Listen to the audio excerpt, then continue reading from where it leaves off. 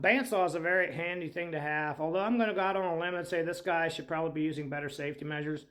I've used the bandsaw a handful of times. It's very important to always stay safe. I hope he's got a first aid kit on hand.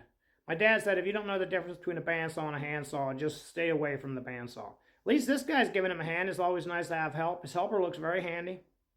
But you got to hand it to him. He's not letting his handicap slow him down. Such an inspiration. Let's give him a hand. God bless y'all. Stay safe. My bird, Rick Allen.